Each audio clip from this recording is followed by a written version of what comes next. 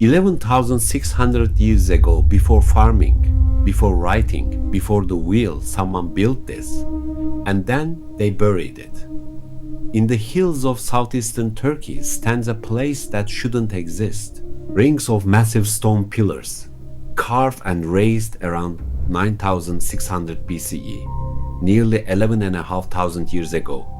To feel how old that is, this site is roughly 6,000 years older than Stonehenge.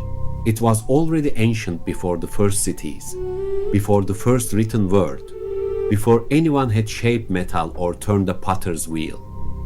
And the people who built it were not a kingdom, not an empire. They were hunter-gatherers. Its name is Göbekli Tepe. It was flagged in a 1963 survey and dismissed as an old cemetery. Only in 1994 did the German archaeologist Klaus Schmidt look again and realize that T-shaped stones poking through the soil were something the textbook said couldn't be there. The pillars are limestone, T-shaped, standing in circles. The largest reach about 5.5 meters and weigh close to 10 tons each.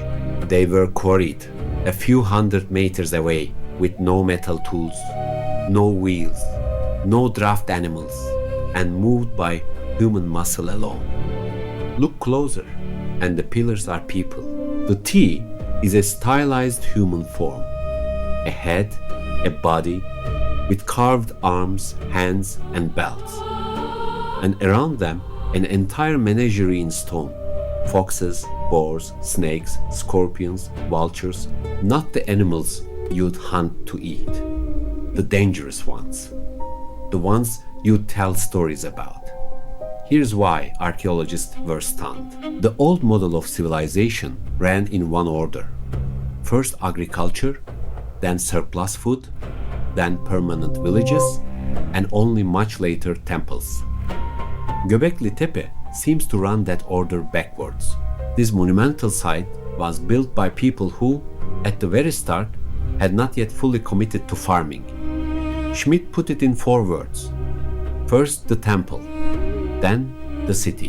His idea, and it remains a hypothesis, not a closed case, was that the effort to gather, feed, and organize the crowds who raised these stones may itself have helped push people towards settling down and farming. Not farming that produced religion, but shared ritual that may have helped produce farming. And it's worth being honest. Newer excavations have found cisterns, grinding stones, and signs of daily life. So, the picture is shifting from a temple where no one lived toward a place where the sacred and the everyday sat side by side. Which brings us to the strangest part. Göbekli Tepe did not simply fall into ruin. Over the centuries, the enclosures ended up filled in packed with earth, rubble, and bone until the whole complex vanished under a hill. Klaus Schmidt believed this was deliberate, that the builders themselves buried their own temple on purpose. But here's where a good story has to stay honest. Since Schmidt's death in 2014, that idea has been challenged.